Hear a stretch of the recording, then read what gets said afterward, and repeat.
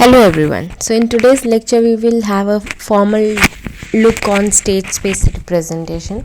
So before that we will see what is a state. Okay, so the definition here is not a very polished definition, but this actually convey a correct picture. A variable is called a state of system because the future output of system depends entirely on the current state value and whatever input we are going to give. All right, so you have a system, I model it by some so-called state of the system, and the output of the system, the future output of the system, depends entirely on the current state, whatever input I give in the future. So I do not need to worry about what happened in the past. I will need to worry about the current state, and in another word, the future output depends on the past input only through the state. Of course, assuming you have done a good job at the modeling and you have not left out any variable, you do not have an unmodeled dynamics. So as long as you take care of future output depends only on the past input through the state. All right, so if I put these two things together, in effect, this means that the state summarize the effect of all the past input on the system on the future output. So state actually acts like a memory of a system. So take care of that. So for example, simple, so I will have a capacitor. I apply a voltage across it. Okay, its voltage is VC, its value is C. Okay, so I look at the voltage drop across the capacitor and I am interested in the dynamics. So we know that the current through capacitor is basically modeled as like this, right? So now what I am saying is, if VC, which is the voltage drop across the capacitor, if that is the so-called state of system, this particular variable I am saying that at time t equals to 0 or any specific time you fix, we just say it will be equals to 0.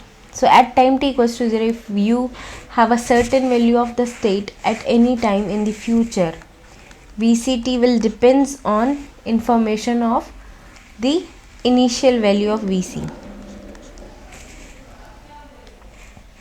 Okay, so the current value of state and whatever input I am going to give afterward. So for example, at t equals to 1, as long as I know what is the value of state at t equals to 0 and I know the kind of input I am going to give at t equals to 1, I can always calculate VCT.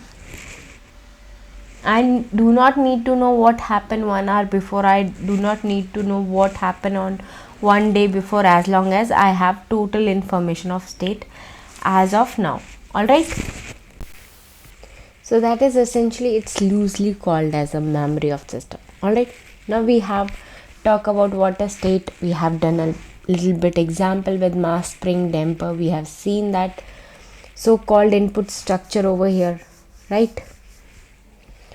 So we have the measurement over here, we have input structure over here called state dynamics as I call them. Let's say this is a formal definition. This is the formal definition. Okay, so we have seen an example with mass spring damper where we have looked at the inputs which are given to the system. Okay, we have also looked at measured output, and we have seen how to write down the basic equation for that. So we have looked at what I have called as dynamic of system. I have not really explained that.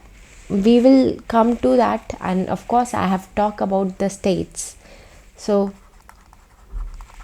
now what in general state space model, and specifically a linear time invariant state space model. So specifying a linear time invariant state space model, and it written in this way. I have differentiation of states is equals to A xt plus B ut, and this is my measurement, measured output. So remember, all the variables are function of x and u, and we are assuming that this is time invariant system. So the matrix A, B, C, D actually constant for now in general. So this need not to be true. So let's look at this particular equation where the variable x is actually called as state of the system, and we had defined definition of that is basically the memory. It capture what all has happened before. The variable y is my measured output. Okay, and the measured output is really your decision, as well as it depends on constraint of the system. There are some states which we can measure, some state which we can't measure, and in general you may not even be able to measure state. All right, but for a particular lecture we will assume that y are measured states. All right, and u over here is the input which we gave to the system. You need to be a single, need not to be a single, it can be multiple inputs also, because since we are looking for state space, so multiple inputs are permitted. Now having these parameter a, b, c, d, a is basically, there are different word for this, and I can call it as dynamic matrix or state matrix, or much better word could be interconnection matrix. Okay,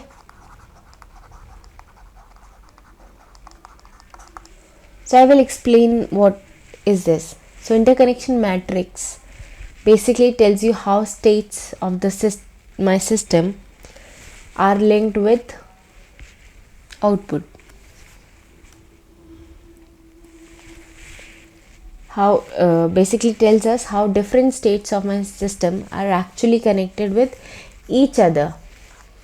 Okay, or I can say coupled with each other. So if you look at the previous example, this example x1, which was position, okay, is connected to velocity through this parameter over here.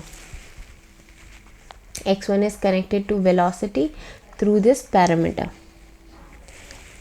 Okay, x1 is connected to x2 through the parameter 1.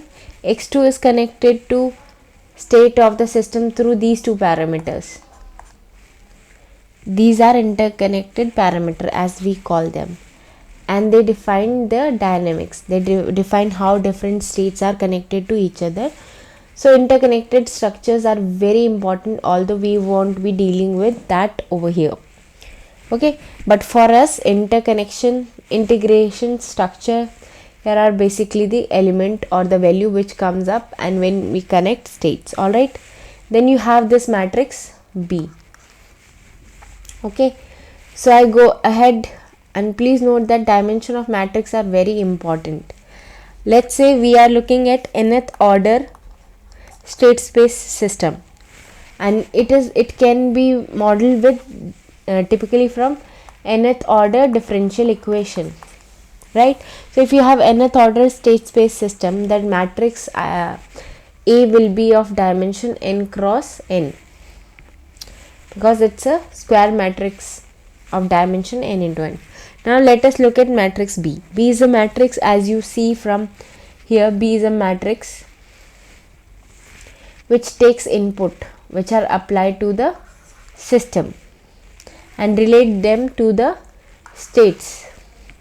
So it's basically tells how my inputs are actually connected to my states. In case of mass spring damper, this example we took before, the input matrix over here essentially says that whatever force has been applied, do not directly go to state 1, because I got 0 over here, but force directly goes to state number 2, which is the velocity by the weight and factor 1 by m. So B capture basically is how the input actually affect the states. So we actually call B as input matrix. Next we have matrix C. C can be called as output matrix. We have seen in the case of mass spring damper, we had an example and we want to measure only position. So we had an output matrix where x1 is my state vector and this particular row over here was actually C matrix. Okay, so we are not going to say dealing with the matrix D over here, because D is actually called a feed through matrix, feed forward matrix, and we will not considering that over here in this example. So let just recall this slide. So we have general form of linear time invariant state space model. A, B, C, D are my constant matrix.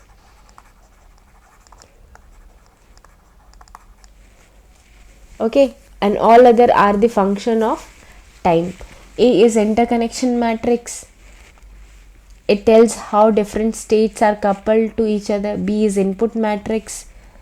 It tells how input affects state, which if inputs affect which state and with what magnitude. C is my output matrix. It depends what I want to measure, and D is my feed forward matrix. A is n cross n matrix. Interconnection structure, it is always equals to number of state which we have. B is my input matrix, and let us assume I have m input and m is less than n. Okay, so B is actually n cross m matrix. Let us look at output matrix. Let's say we measuring P states, in which case C will be P into N. Okay, now in general we would actually measure all the states if you have access to all the state. In that case P is equals to N. So we have N into N output matrix finally. So we have D matrix is my feed forward or matrix, which is basically P into M. So these are 4 matrices which we are going to consider, and we will be ignoring D for the rest of the lecture. We are going to look at basically A, B and C. Alright, so this is general form of linear time invariant system. Now we have always said that we assuming we had nth order, say, differential equation. How do we go from that to nth order state space system? And let us look at the general derivation over here. So consider nth order differential equation which actually model a linear time invariant system. So we have differential equation over here, and u is my input, y is the output in this particular case. So we have this coefficient over here which comes up about when you are modeling the system. Now what we are going to do here is, we have done in mass spring damper case where we had second order differential equation. We introduced 2 new variable x1 and x2, and what we are going to do here is to introduce n new variable, because we have a nth order differential equation. So we could expect to have n states. So the way you would do that is fairly straightforward.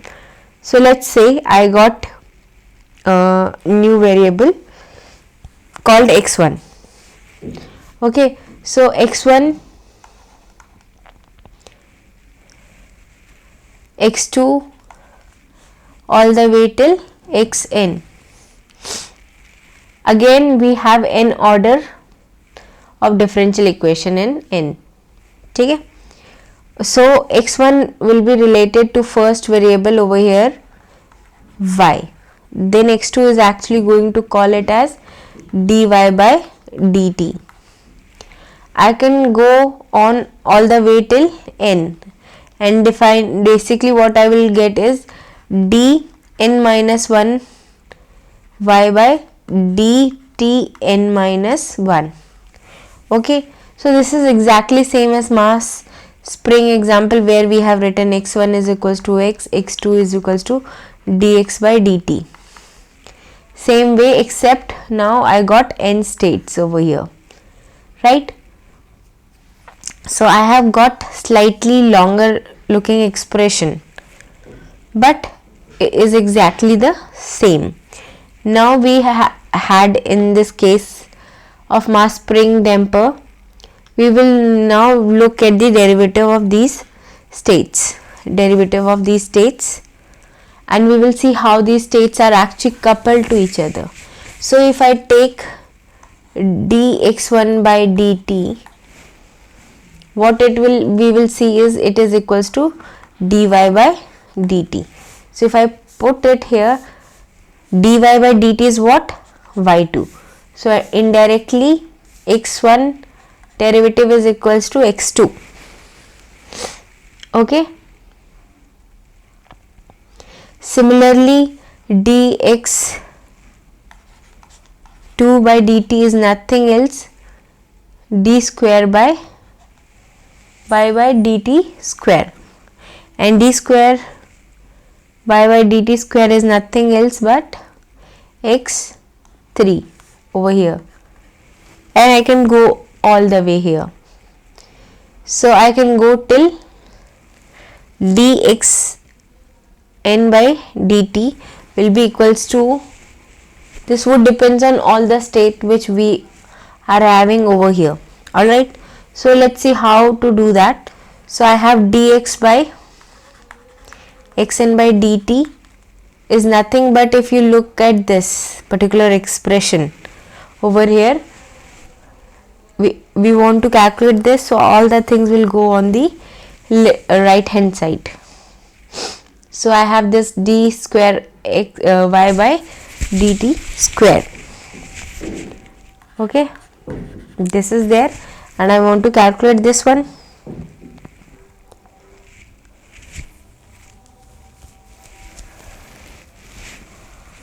Alright,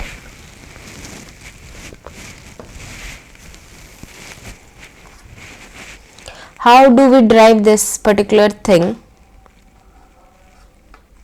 We take a look on our basic differential equation over here. I have dn y by dtn, then a third derivative of my y, and we can rewrite this expression the way you rewrite that as you have done for mass spring example before. Would you simply be ut and take all these terms on right hand side. So this will become ut minus, take all these term, this is minus a square a naught by x1 minus a1 x2 and so on. Okay, so this is my ut minus all the a coefficient terms. So it becomes minus a0 x1 minus a1 x2 till an minus 1 xn and ut. Okay, so take all these to the right and you will get a naught x1. Alright, so basically what I have done is exactly same as mass spring damper, where I have written all the states in terms of other states. So we essentially have now the coupling between the state interconnection matrix, and when I pull all this in a matrix from, we want to know how that look like in this case of mass spring damper. If you remember, it was dx1 square dot d2 dot, but it was equals to like 0 1 minus k by n b by m. Alright, then you were having x1 x2. Now we are doing exactly the same thing, except that we want to see how this look on nth order system, and it's exactly look like this. So you see that these first set of row, okay, n minus n rows, which I am actually showing over here, this set are basically all velocity which are related to previous one. Okay, so x, derivative of x1 would nothing be x2, and x2 would nothing be x3, and so on and so forth.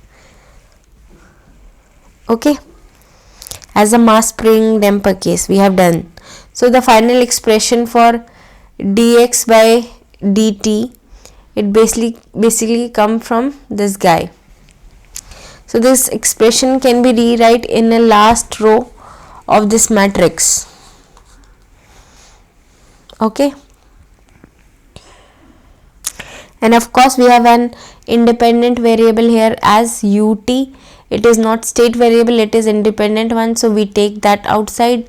So this is basically my this is but, and this is my a xt, and this is x, the differentiation of xt. Okay, but here the standard expression for nth order differential equation. So this is for nth order system. Of course, as before, we want to measure the state. Now I can again decide with this particular state I want, so I am just calling x as my state vector, which is nothing but x1, x2 and all that way till xn. Okay, and in this particular case again I am measuring the first state, so I could also measure the third state. For example, in which case I would have a matrix like this. Okay, so I can measure state 2, I can maybe state 3 and 4, so I would have something like this. That really up to you how you can measure, depends on the sensor or you have access to these states, so and so forth. So this is the basic of state space model of nth order differential equation, and I have just shown you how we can drive this one, and the logic for this basically follow the same process which we did for simple 2 cross 2 mass damper, nothing more and nothing less, right? Now let us work out a simple example. So we have this, we have already done the second order state space model for mass spring damper. We have seen nth derivation for drive and nth order state space system. Let us look at the simple third order differential equation over here. Okay, how to do or how to drive the state space model, right? So what we are going to do is what we have just done for previous case. Since it is 3 order system, so we are going to define 3 new variable, x1, x2, x3, and I will define them in terms of as we have done before. We relate first variable to y, second variable with dy by dt, third with d square y by dt square. Okay, so let me first write down the relationship between different state to compute the interconnection matrix. So for that we have this derivative of first state, and we find that it is nothing but dy by dt, which is equals to x square. So the derivative of first state is x2. Derivative of second state is nothing else d square x by dt square, which is nothing else but x3. Okay, finally d square y by dt square we can actually derive from this. So you take all these expression to the right hand side and divide by this factor 2.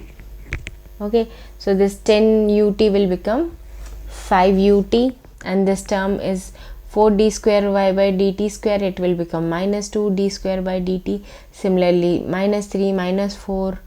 Okay, what we do now is to replace each of these y's. Okay, so we have y which is equals to x1, dy by dt is x2, and d square y by dt square is x3. So from this equation we have the final and last row of the state space model, and that is exactly what we are going to get over here. The first two rows in this case we have seen that it is 0 1 0 0 0 1, and now we have input is the final matrix over here. Again, for no particular reason, I am considering that I measure the first state. That need not to be true. I can measure second state, I can measure third state, or a combination of two. That is really up to you. So let us take another example. We will use parallel RLC circuit and we will try to drive the state space model. So actually I have shown you final derivative over here. Okay, so let's see what circuit look like.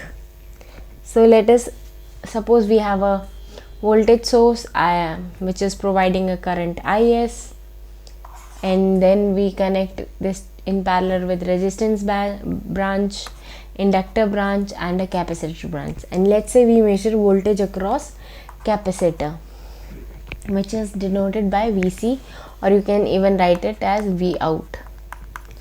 Okay, so this is C, this is L, this is R, and I will further denote current through resistance being IR, denote inductor being IL, through the capacitor it is IC. Okay, these currents.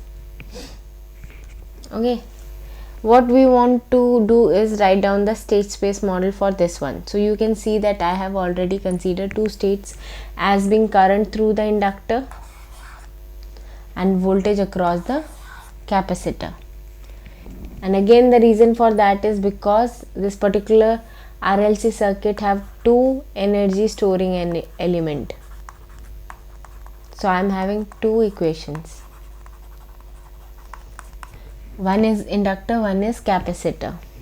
Hence you will have two states and not more than that. So how we are going to write the equation for this one? So first what we are going to do is focus on Vc and IL. Okay, so the way that we would do is that if you look at the current through inductor, we know that voltage drop across inductor is given by conjugative relationship like L dIL by dt. But voltage drop across that one, and especially which we can write it as Vc itself, because the voltage drop across capacitor over here is same as voltage drop across inductor, which is in parallel with capacitor. Okay, so this equation number 1, when I take L on the right hand side, means in this left hand side, so I will have 1 by L Vc, and this is di by differentiation of inductor current. So this is actually first equation. To write second equation, we will employ KVL at this particular node. Okay, by observing that the expression for current through conductor is nothing but total current is coming out. This is outgoing current, all outgoing current, this is incoming current. So total current is coming in minus the current which is going through the resistor branch minus the current which is going through the inductor branch. Okay, now we see that we have IL in the expression. I do not want to touch IL because we want the interconnection matrix between voltage and voltage across the capacitor and current through the inductor. To contain both the term, what I will do is replace other terms if possible. Is of course will stay as it is because it is independent source. So for IR, is the current through the resistance branch. So we know that it is nothing but you can consider voltage across this again to be VC, because all the branches are in parallel. So IR is nothing VC by R, and IL of course stay as it is. What about IC? IC is the current through capacitor, as you know, is given by C dVc by dt, and this equation is number 2.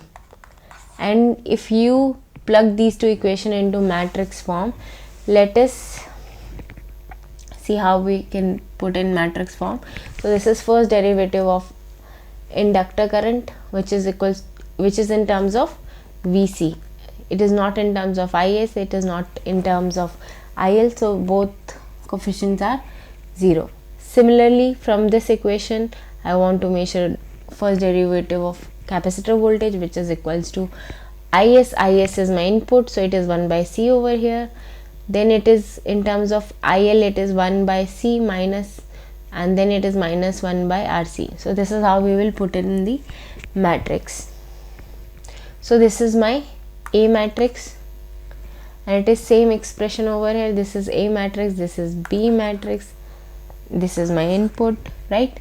So this is how the final state space model will look like. And let's say that you want to make a measurement for both the current and through the inductor, as well as voltage across the capacitor. So in that case, my y equals to Cx will nothing be like 1 1, and you will have IL and Vc, assuming you want to make both the measurements. Alright,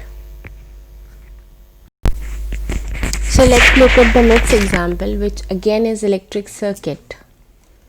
So we have two sources, Vi and Is, and I have got two resistors, one resistor, second resistor. I have one inductor, two capacitors. Okay, so let's see what is the state equation of this one.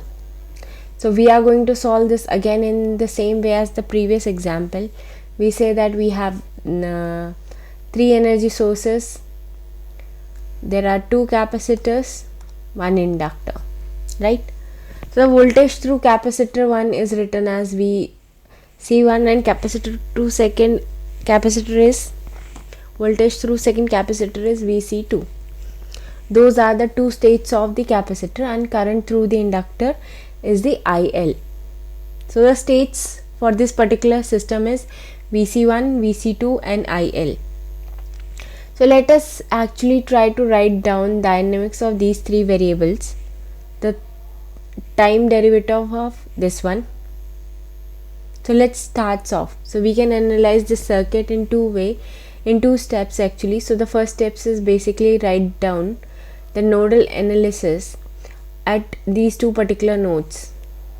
So basically we are going to apply KCL at these 2 nodes, and the second step is you have to write a KVL in this particular loop. So first let us look at this node 1, and we write down the Kirchhoff current law at node 1. And the way we can do this is we are going to assume all the current coming in are positive, and all the current which are going are assumed to be negative, that particular node. Okay, so all the current I am assuming is coming out of the node. So they assume to up to 0, means the sum of they sum up to 0. That is basic idea. So at node 1, the Kirchhoff current law. So first current is this one. So this current is VC1 minus Vi by 4. That is the current which is over here actually. Okay, then we have current which is leaving this particular branch here.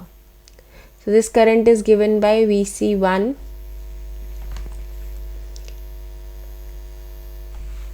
The current through this I am going to write down as constituent relationship as I is equals to C dV by dt. So this basically C is 0.5.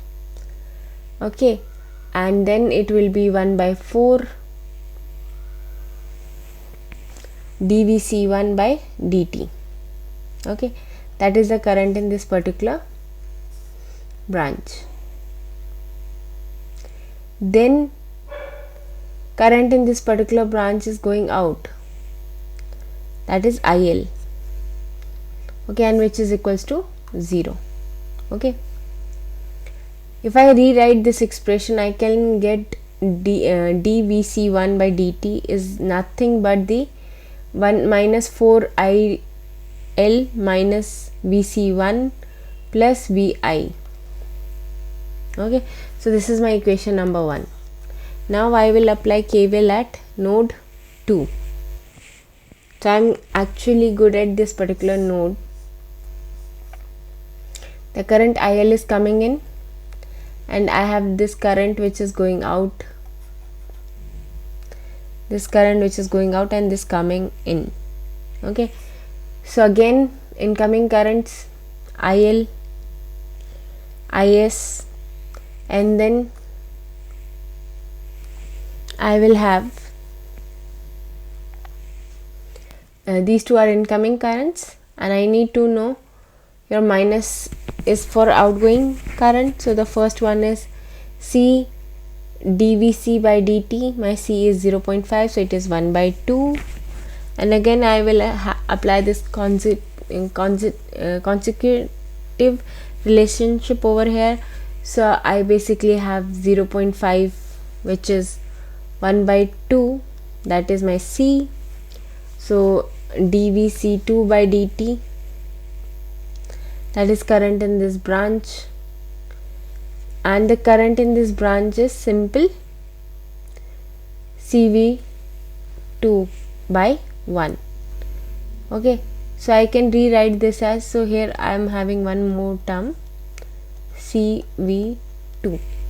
Okay, so this can be rewrite as minus, it will come on this side, it will be minus 2 CV2, then these 2 will also come on this side, but they are positive now.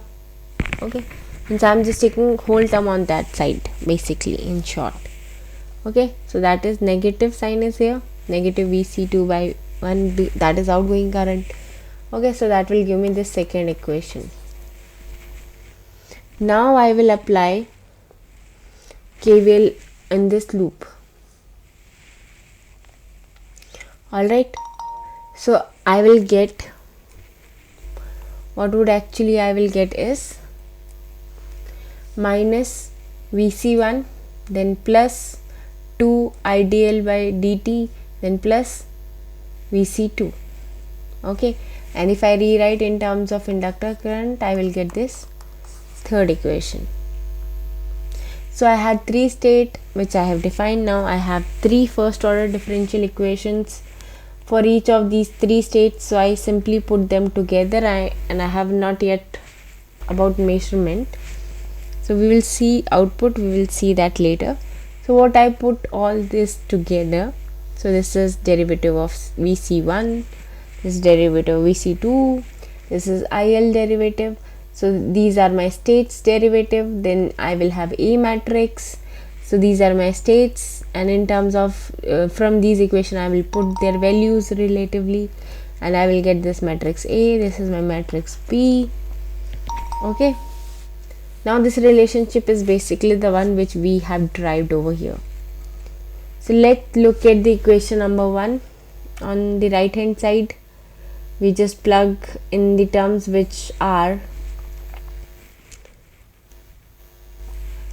at the equation number 1 on the right hand side. Okay, so I will just derive for 1. So IL is here, so its coefficient is minus 4 here, then Vc1 coefficient is minus 1. I don't have any term of Vc2 in first equation, Vi is having positive, I don't have any Is term, so that's how I can develop these matrix. So this is basic state space model for this electric network. This is my matrix A, this is my matrix B, this is my UT, this is my XT, and again the measurement are up to you. You want to measure current flowing through the inductor 1, or you want to measure current through the capacitor 2. So C matrix will change appropriately. So the entire derivation, the final state space matrix are actually given over here. Okay, let us look at one more problem, which is coupled mass spring damper. So we have two masses and they are coupled by the spring.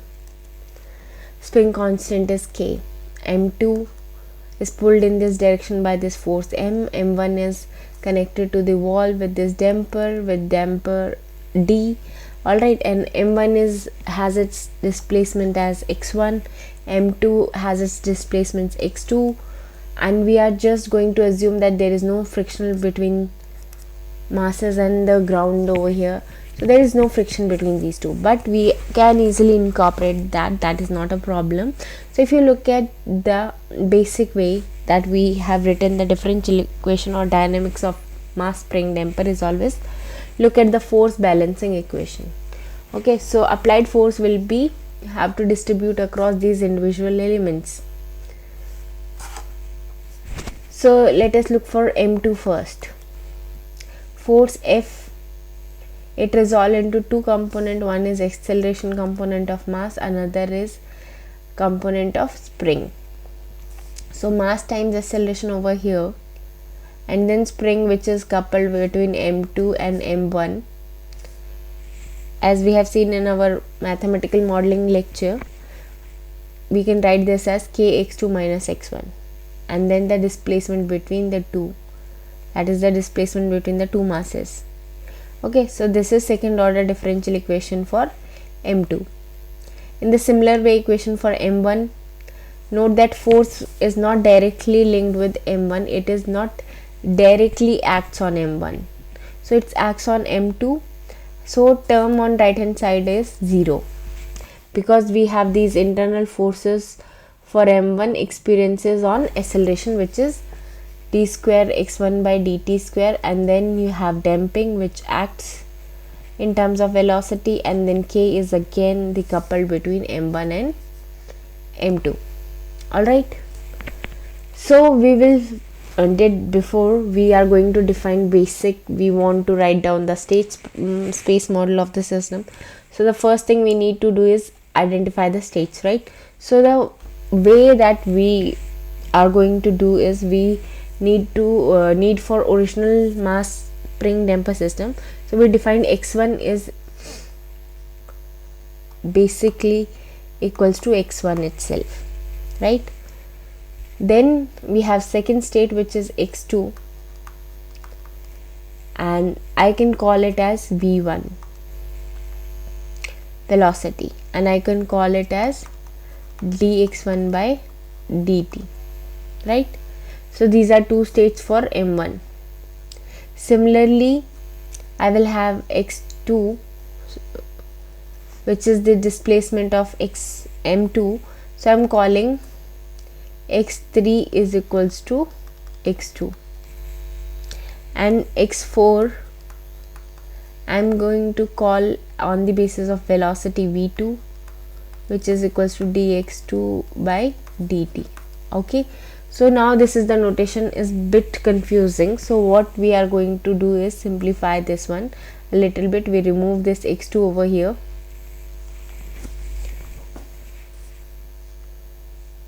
I will remove this x2 over here, x1 means derivative terms, and I will write down this one.